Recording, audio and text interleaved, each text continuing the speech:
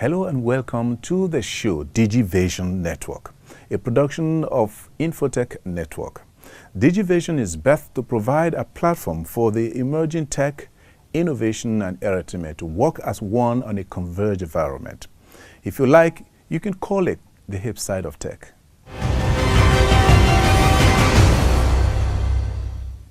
You're watching Digivation, an Infotech initiative. At this point, let's hear from Fatima Ajayi on what we call Digigist for fast-paced stories, innovation that will excite you, followed by Infotech Impact, that is news and development that made news in the past 1 week.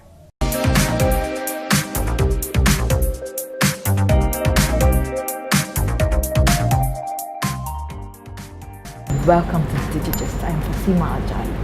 This week we'll be talking about Lifebank. I guess you want to know what Lifebank is all about. Yeah. You will be seeing before innovator, Mr. Fawoko Olaliko. Mr. Fawoko is going to be showing us how the website works and the bank where they actually keep the umbrella before it's taken to the hospital. You will welcome to Digigist, Mr. Fawoko Olaliko. Thank you very much for honoring our visit. Mr. Fawoko, tell us how exactly in case people do donate to look like. People don't think it should be obvious. Anything could be a scam in Nigeria. Yes. What do you get from those donations exactly? Okay, since we have social media, we have internet, so all we need to do is go onto social media, tell them about the site, which is app.lifebank.ng. So we tell them. Show us with the application. Sure. This is it. Okay, let's just continue. So when you log in, this is what you see: book appointments, have fun, share. So this is our blood counter. This is the amount of blood pints we have available on our platform. So when you log in, we will definitely say it. The app admin will say it on the site that someone has logged in. So all he needs to do is just to assign you to a blood bank closer to you. So since I said K2, we have like 3 blood banks also in K2 because we are connected to over 34 blood banks in Lagos. So you, the admin will just assign you to a blood bank closer to you, so it will be easier, not too stressful. So it will be easier for you to go and you donate blood. So when you donate blood, the app admin, the blood bank also send a message to the app admin that okay, so name came to donate blood through you, and just like that. Okay, when people donate blood, when you go to the blood bank, then the blood bank brings the blood and why you take to the hospital? No. The Life Bank mainly is a platform. Life Bank is a platform that connects blood banks and hospitals faster. So we connect them faster in case of emergencies. Blood samples here, my question. No. We don't keep bloods. what But do this you is have? technology-based blood banks. Those are our blood, smart blood box, Okay. which we use to transport blood from a blood bank to an hospital. You want to show us how it's done? Okay. So this is our smart blood box. So all we do is put ice box at these corners, then the blood will be here to keep the temperature okay. So we close it. There should be another ice pack here. Then you close the box to keep it safe. Then we have the box. We take it downstairs with our delivery bike. We'll put it to the hospital. So if it was to leave here, if you have another, like a phone call order or an online order, so they'll call like, okay, I need O negative from, let's say, any hospital. So O negative, how many pints? Let's say 2 pints. So our delivery man, this will have been with him definitely. How many plants can this deliver? Okay. How many plants of blood at a time? If you get to remove this, this smart blood box should be able to take 26 pints of blood. So one ice pack will be here, one ice pack will be here. Just to keep it warm. So this should take at least 26 of it. So if when you you're are putting the blood in, you take this off. we take this off. Okay. So but if it's like lesser pints, like let's say 3 or 4, then we can use this. Okay. Just to make it look more nice, and then another ice pack will be here, then the blood will be here. You just heard from Mr. Fawoko Olaliko. He has shown us the steps in which you can follow when you get to the website on how to donate the blood and how to reach them to link you to the hospital. It's very easy to save a life with Lifebank. Thank you very much for staying with us on this week's edition of Digigist. I remain Fatima Ajayi.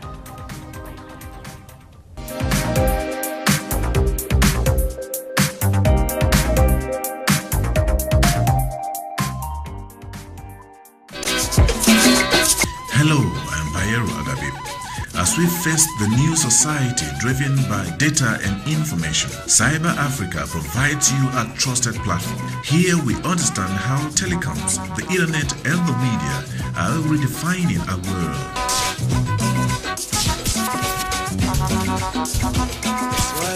Hello, Africa. Hello, Africa. Tell me how you do, Africa. Cyber Africa, connecting Africa. If you know fit go internet or follow for Twitter, you know fit snap photo send or get it photo send. Now because you dey use palasa, your phone no dey answer.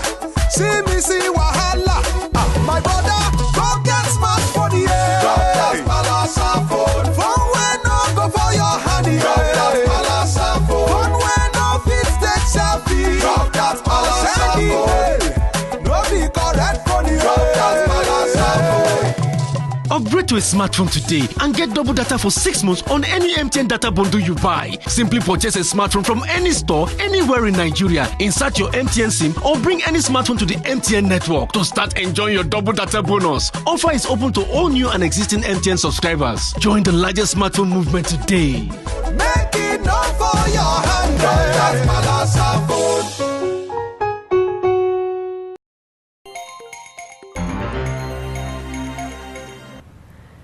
Globally, tax is a compulsory contribution to show up state revenue levied by the government on workers' income and business profits, or added to the cost of some goods, services, and transactions. Government used tax to encourage or discourage certain economic decisions.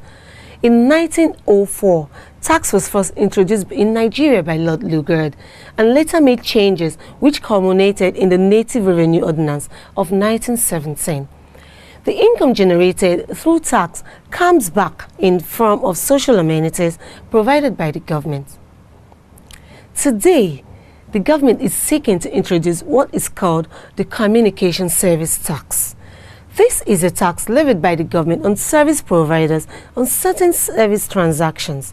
It is categorized under indirect tax and came into existence under the Finance Act 1994. This proposed tax, introduced by the National Assembly earlier this year, has resulted to a palpable fear in the Nigerian telecoms industry. The new tax, which has passed the first reading, however, keeps the low-income earners and other communications consumers at a loss to what it is all about and why it is necessary to be introduced. This communication tax is a 9% service charge on every communication services and transactions payable by users of electronic communication services. The new bill, according to the Minister of Communications, Barrister Adebayo Shitu, is not an initiative of the executive arm of the government, but rather an initiative of the National Assembly. It's not that of the executive arm of the government. It is that of the National Assembly, where the leader of the Senate, brought a bill for consideration for the purpose of institutionalizing legally a communications service tax for all subscribers or all users of GSM to pay a minimum of 9% of it. When the thing came out, of course, stakeholders, particularly operators, raised eyebrow that perhaps it was going to, bring about a discouragement and lowering in the quantity or volume of calls to be made, because they felt that already the members of the public were hard pressed financially and would ill afford, that type of bill. Research indicates that the Communication Service Tax Bill 2015 is a private member bill. For CST purpose, user is defined as customer or subscriber of any electronic communication network of broadcasting service and includes a customer that is an operator or provider of electronic communications network or service. The bill, if implemented, will mandate service providers to file monthly tax returns with Federal Inland Revenue with strict penalties for non-compliance. This has generated argument between the government and ICT stakeholders. While government sees it as capable of generating 20 billion naira monthly to help in running the economy, technology expert says it will deter foreign direct investment, drop sector's contribution to GDP, frustrate telecoms operators, and finally cripple the economy. It's going to negatively impact the telecom industry, negatively. So when you put this kind of stuff into our service, into our industry, and you put this kind of tax, then I would say, rather than spend a longer time or a sufficient amount of time to transmit knowledge or patiently receive knowledge, I'm going to cut what I would have used in terms of time by 50%, or even by a third, or I would not even want to make the call, or to send the email, or to send the text messages, or to do a teleconference, because I know that I'm going to pay an extra 9%. The communication service tax, if enacted into law, will require consumer of voice, data, small messaging services, multimedia services, and pay TV services to pay a 9% tax on the fees paid for the use of these services. According to the president of Association of Telecommunications Company of Nigeria, ATCAN, Mr. Teniola Olushola, in an interview with our crew, the communication service tax is untimely. He further said the nation has reached a point in the nation's development where we're transitioning from voice to data. He further said they will have a further dialogue with the legislators before it gets to the second reading. Service tax has been on the front row in the social media. What is your view on this? How do you think this will fly? Communication services tax is untimely. And what do I mean by that? I think that we've reached a point in our development where we're transitioning from voice to data, and the amount of investment required to be put to actually make broadband ubiquitous doesn't need another tax to stifle the investments that may come to support that drive. So I believe that we need to have further dialogue with the legislators, and I think that the Honourable Minister has rightly pointed to that direction, that he feels that he's in the position to enable that to happen before it gets to second reading, let alone the public hearing. So we're anticipating a response from the Honourable Minister's office to allow us to put forward our views to the legislators. In the words of the Executive Vice Chairman of the Nigerian Communications Commission, Professor Umar Dambata, some of these agencies often threaten to shut down base transceivers stations over the alleged refusal of the telecoms companies to comply with the tax regime, which the operator sees as grossly excessive and at times inappropriate. There have been recurring cases of multiple taxation, which strengthen the operators and by extension the communications services. There have also been issues of right-of-way approvals to telecommunication services in companies. Various ties of government, including local, council, state government agencies, have created enormous challenges to the sector. And some of these agencies often threaten to shut down base transceiver stations over alleged refusal of telecommunications companies to comply with a tax regime which the operators see as grossly excessive and at times inappropriate. The Trade Union Congress of Nigeria has also condemned the CST, querying the rationale behind such a time Nigerians are going through a very difficult phase. Telecom subscribers who spoke with our crew aired their views on the impact and challenges this tax will have on the masses. I'm not in support of it because, fine, the economy is not really in a very good position. Before, when you borrow money, they only take 5%, but now they're taking 15%. So imagine the government adding more money to it when I'm borrowing. The economy is not helpful. We have unexplored resources that we could actually go into. The Nigerian government should desist from thinking that we are so comfortable, the masses now, that we are so comfortable enough that you could just decide to impose a percentage of, no. It's actually not like that. It's not a bad idea, the telecommunication tax, But my own issue is if it to be used for the benefit of the community and the masses at large. Because when we look at the taxes that is being applicable outside the country, we see that it's being useful for the masses, not to enrich those who are wealthy already. It is not in doubt that the impending bill is not in the interest of either the subscribers or businesses in the sector. For the subscriber, the CST will increase the cost of communication services, thereby making services unaffordable, especially to the poor and the vulnerable.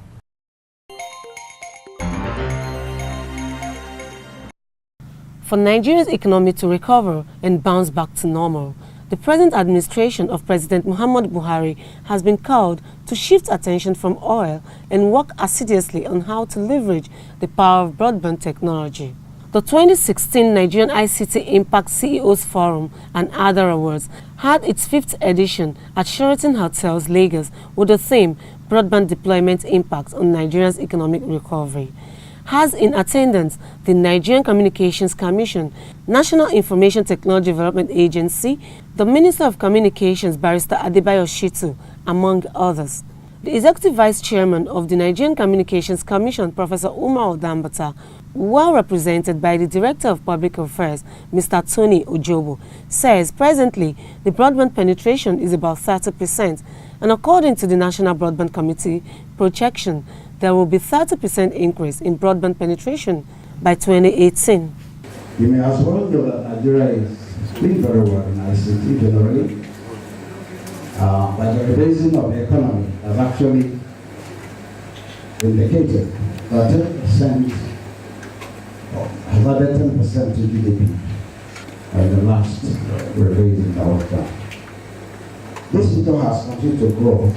In the first quarter of this year, a report by the National Bureau of Statistics indicated that more than 1.4 trillion naira was generated by the ICT industries in the first quarter of 2016.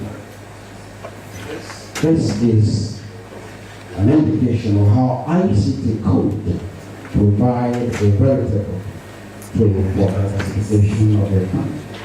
We are being guided by the actions of the National Broadband Committee, which has provided a target of 30% penetration by 2018. Speaking at the event on how broadband deployment could act as a catalyst to jumpstart Nigeria's ailing economy, the Acting Director General of NIDA, Dr. Vincent Olatunji, says ICT is the most veritable alternative to oil because there are many hopes and opportunities in the ICT sector meant to be developed by the government, as there are many countries without natural resources that are doing well, such as China, Taiwan, among others.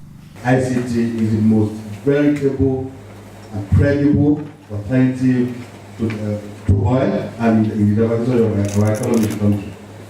I keep telling people that the challenges we have in this sector now, I see opportunities there for us. I see hope there for us, especially those of us in the ICT sector. If we had invested massively in other sectors, especially the ICT sector, nobody will be talking about oil now. There are so many countries in the world without natural resources. They are doing very well now. Asian tigers, Singapore, Korea, Malaysia, Taiwan, China, India. We all go to these countries now for one XTP to the other. The Minister of Communications, Barrister Adebayo Shitu, having given his welcome address as the chairman of the occasion, says the ministry is ready to support all stakeholders in the industry, assuring them that the roadmap will be favorable in order to innovate and make progress. The Ministry of Communications is leaving those who on top to support all stakeholders in this industry.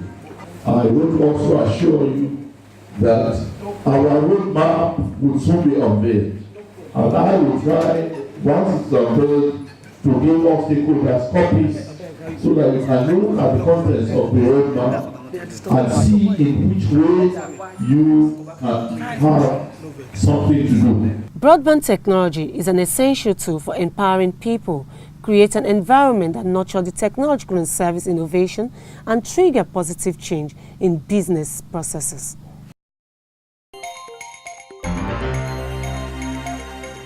In a two-day tour of the Nigerian post offices, the newly appointed Postmaster General of NIPOST, Bisi Adegbuyi, has declared that he will run NIPOST as a pure business organization that will compete favorably with the best operators in the postal, courier and e-commerce industries. In order to achieve his mission and vision, Adegbuyi listed fresh strategies which include the provision of digital tools that will enable staff, however, warned the existing staff not to resist change, which is about to introduce into the system, and called for their support and cooperation to succeed on his mandate. My mandate is simple and it's clear. It is to turn NIPOST to a huge revenue-making organization. And the way to do it is to provide the tools with which we will be competitive. Because if we are not competitive, if we don't subscribe to global best practice, we'll be left behind. The whole world is changing, and so is Nigeria, and we have to be in line with the effort of President Muhammadu Buhari to endeavor positive fundamental changes in the society, starting from you and I. There is no challenge that our God Almighty cannot solve. No problem that our God Almighty cannot solve. We surmount this. What is important is for us to be amenable to change. We should not resist change. I'm going to be your friend. I'm going to be your defender. He, however, said there were challenges militating against the smooth operation of NIPOST in the past, but assured the staff that the challenges were not insurmountable. He promised he was going to create a platform where every staff could reach him without any barrier.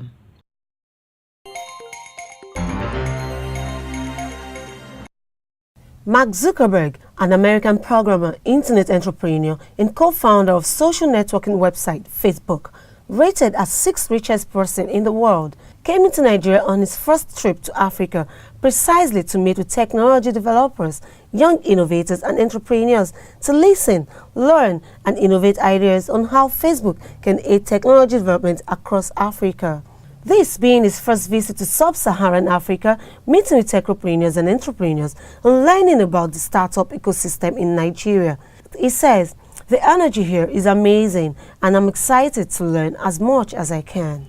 I wanted to come to Lagos first because of the vibrant developer and entrepreneurial ecosystem that you guys have here, right, as Ime was just talking about. And, so I've been going around the world to different cities, and we've been doing town hall Q&As and sitting down with people in the Facebook community and hearing from them about how they use our services and what we could do better. This indeed be a great development, as said that there has been a lot of Facebook-related development in Nigeria, so there are tons of reasons Mark may be visiting. He has been sharing his experience, plans to bring internet to every remote part of the world as part of Internet.org unit. Nigerians spoke about how delighted they are as Nigeria is the first country he is visiting in Africa. Also interested in meeting with young innovators as a CC hub and prospective plans he has for Nigeria. It's someone we all adore, and when I mean we, at least those of us within the technology space. It's created a tool or a platform that's been able to change the way we all communicate and share. You can only imagine what the world was like, say probably 10, 15 years ago. You go to university or you go to secondary school, you come out of it, you never get to see your friends again.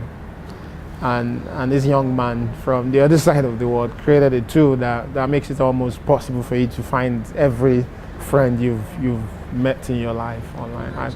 I think that's strong. We still don't understand and appreciate the impact of what is created. Of course, there are negative sides to it, which is the case for everything, and that's the way people use things. But the positive is way more than the negative, and we still don't understand it. But it's been tremendous. So for us, for him to come straight from the airport to our place was quite big.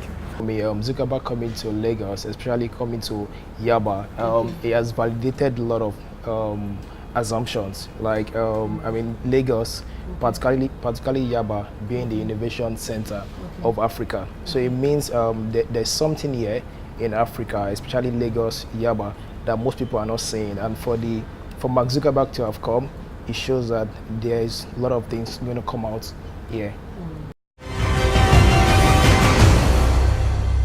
That's the show for the week. Join us again next week. For details on participation or you have any innovation to showcase, please text the number on your screen or email bayeroagabi@yahoo.com. Until then, I remain yours sincerely, Bayero Agabi. Peace.